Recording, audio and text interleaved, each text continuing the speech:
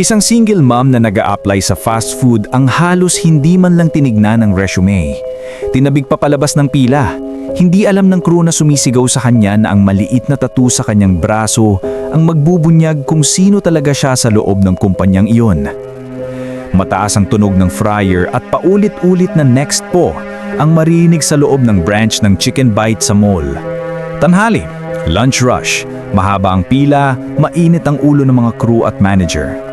Sa gilid ng counter, may nakapaskil na malaking poster. Chicken Bite, alaga kita. Serbisyong may alaga, serbisyong may puso. Araw-araw, binabasa ng mga empleyado ang slogan na iyon, memorized na parang panata. Sa dulo ng counter, nakapila si Mia, 26 taong gulang. Naka-pink na t-shirt at maong na punit na sa tuhod, hawak ang isang pirasong papel na may malaking nakalimbag, resume. Kabado ang puso niya. Nakaipon siya ng lakas ng loob mula pa kaninang umaga. Iniwan ang 4 na taong gulang na anak sa kapitbahay para makahanap ng trabaho. Wala na siyang natirang ipon. Ilang linggo na lang, mapuputulan na sila ng kuryente. Ma, siguradong makakahanap ka ng trabaho, sabi ng anak niyang si Lia bago siya umalis. Pag nagkasweldo ka na, bili tayo ng big teddy bear ha? Napangiti si Mia kahit masakit. Oo anak, pero unang bibili natin bigas ha, tapos tsaka na si Teddy. Pareho silang tumawa. Pero pareho ring alam na biro lang ang gaan ng usapan. Mabigat ang buhay. Ngayon, habang nakapila siya, ramdam niya ang tingin ng ibang customer sa maliit na tattoo sa loob ng kanyang braso. Manipis na sulat kamay na nakalagay, alaga kita, Lia. Pinatattoo niya iyon nung ipinanganak ang anak, paalala sa sarili na kahit anong mangyari, aalagaan niya ito. Next applicant, sigaw ng crew na naka-red cap. Si Junel kasi, habang sabay-sabay na may umuorder ng bucket meal. Siya ang acting shift supervisor. Pinagalitan na ng manager dahil kulang ang tao. Sabay bisita pa raw mamaya ng area manager. Stress na siya. Sa harap niya nakaabang si Mia. Nakangiti kahit nanginginig. Kuya, mag-a-apply po sana ako. Part-time lang po kahit graveyard basta may slot. Ma'am, mamaya na po yung hiring, lunch rush pa. Kailangan ko munang asikasuhin tong pila. Doon po muna kayo sa tabi. Kanina po ako sa tabi kuya. Sinabi ng guard dito na raw po pumila. Humigpit ang panga ni Jonel. Kita niya sa gilid ng mata ang area manager na kumakaway sa likod na pinapabilisan ng service time. Ma'am naman, nakikita niyo naman punong-puno. Kung ngayon ko pa aasikasuhin yung resume niyo, magagalit yung customer. Iwan niyo na lang po dyan. Tinuro niya ang maliit na box na puno na ng lukot na papel. Napatingin si Mia sa box. Para iyong basurahan, hindi lagayan ng pangarap. Ayaw niyang basta ihulog doon ang resume niya na pinagpuyatan niyang gawin sa computer shop kagabi. Kuya, kahit 30 seconds lang. Gusto ko nang po magpakilala. Single mom po ako. Handa po ako mag-overtime, kahit ano pong shift. Yan na naman, single mom. Malakas na sabi. Narinig ng mga nasa pila. Alam niyo ba kung ilang applicants na ang nagsabing single mom pero flexible? Pag may sakit ang anak, absent. Pag walang magbabantay, absent na naman. Hindi namin kailangan ng empleyadong puro dahilan. Parang binuhusan ng malamig na tubig si Mia. May ilang customers na napalinggon. May ilang nagtaas pa ng cellphone para mag-video. Grabe naman yung kuya. Daming sinabi, di man lang tinanong. Napakapit si Mia sa resume. Gusto niyang sumagot pero naunahan siya ng takot. Wala siyang kakampi. Iniisip niya ang mukha ni Lia. Nasa isip niya ang hapunan mamayang gabi. Kaya kahit napahiya siya, ngumiti siya ng pilit. Pasensya na po kuya. Hindi ko po intensyong istorbuhin kayo. Pwede po bang iwan ko na lang ito kahit i-check nyo na lang po mamaya? Hindi niyo ba naintindihan? Halos sigaw ni Junel. Ngayon ay tinuturo na ang papel. Kahit ipasan niyo pa yan sa HR, pag nakita nilang may anak na, may tattoo pa, bigla siyang natigil.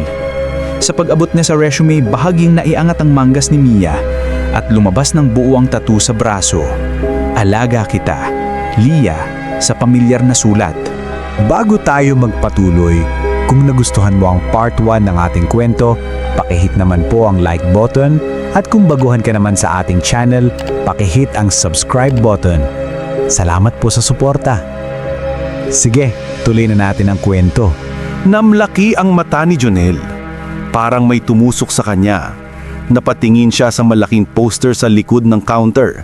Alaga kita, serbisyong may alaga, serbisyong may puso.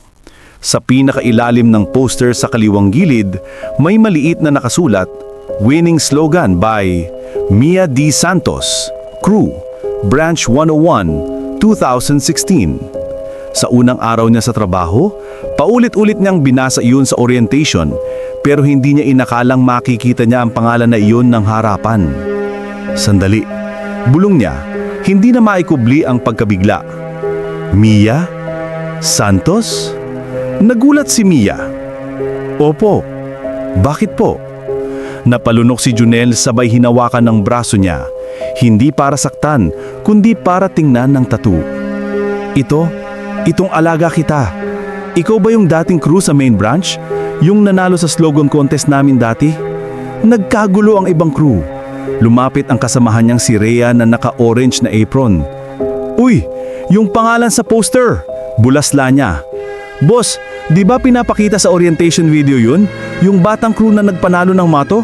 Napatingin ang mga customer sa poster saka sa tattoo ni Mia. Ang ilang nagvi-video mas lalo pang inilapit ang kamera pero iba na ang tono. Hindi na pang eskandalo, kundi pang kwento. Tahimik si Mia sandali. Parang binalikan niya ang alaala. Crew po ako dati sa Branch 101. Working student po. Sumali ako sa slogan contest para lang may chance ma-promote. Nanalo nga po, pero hindi na ako nakabalik. Na-hospital po kasi si mama. Tapos nabuntis ako kay Lia. Kailangan kong tumigil sa trabaho. Pero, ma'am, ate, kayo pala yun. Hindi makapaniwalang sabi ni Junel. Araw-araw naming sinasambit yung slogan mo, tapos kanina lang, sinisigawan kita.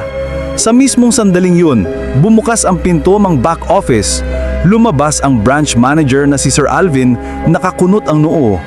Ano bang ingay yan dito sa counter? May reklamo ba ang customer? Sir, mabilis na sabi ni Rhea, hindi po customer, applicant po pero si Mia yun, yung nasa poster na alaga kita. Tignan niyo po yung name sa resume niya. Kinuha ni Alvin ang resume, tinignan saka dahan-dahang lumapit kay Mia. Ikaw si Mia Santos? Tanong niya, mas mahinahon na. Girl, ikaw yung dahilan kung bakit nagbago ang campaign namin. Alam mo ba yun? Alaga kita ang pinaka-successful na tagline ng kumpanya. Hanggang ngayon, ginagamit namin. May memo nga nung 2017 may hinahanap ka ng head office. Hindi ka na sumipot. Nayuko si Mia nahihiya. Sir, hindi ko na nasagot yung tawag nila. Nung mga panahong yun, iniwan po ako ng tatay ni Lia. Tapos sunod-sunod yung problema.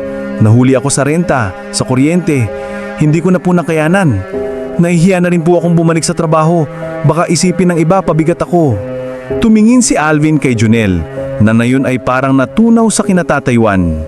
Junel, malamig ngulit matatag niyang sabi, ito yung single mom na sinisigawan mo kanina?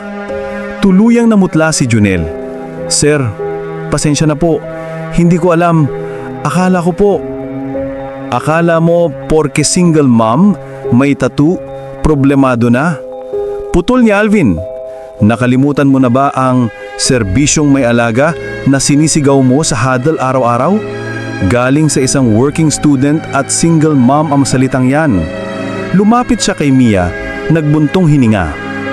Ma'am, una sa lahat, patawad sa inasal ng tao ko. Hindi dapat ganun. Pangalawa, kung payag ka, gusto kitang personal na imbitahan sa opisina bukas. May standing reward pa ang head office sa'yo. Hindi ka pa nababayarang ng maayos sa slogan na yan. At kung naghahanap ka ng trabaho, hindi crew level ang ibibigay namin. Halos mabitiwan ni Mia ang resume. Sir, kahit crew lang po ayos na.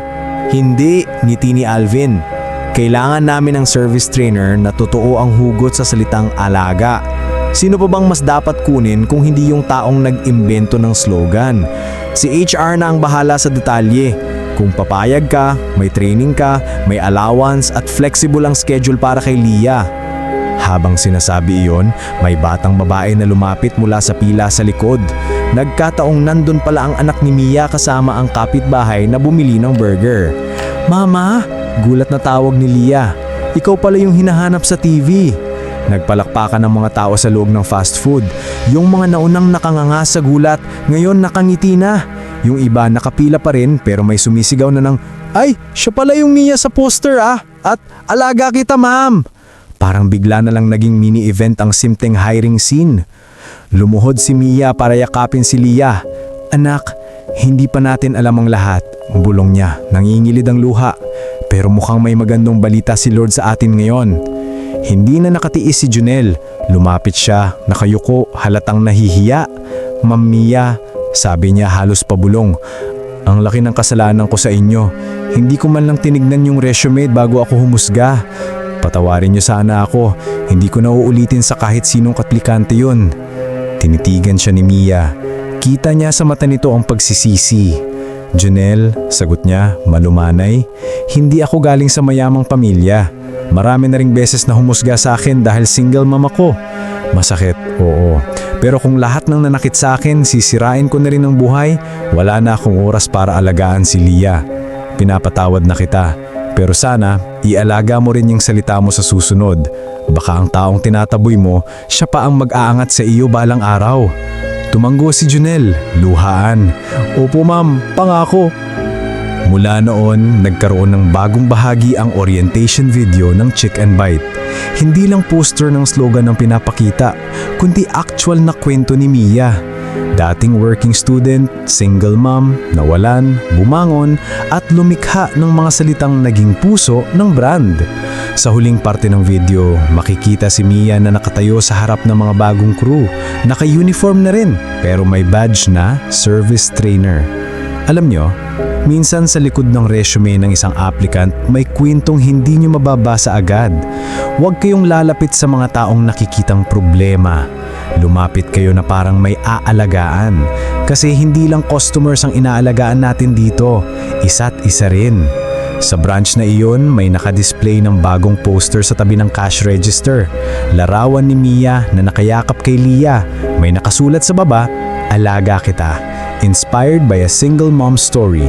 Sa ilalim pa noon, maliit na note, "We give priority slots to single parents and working students."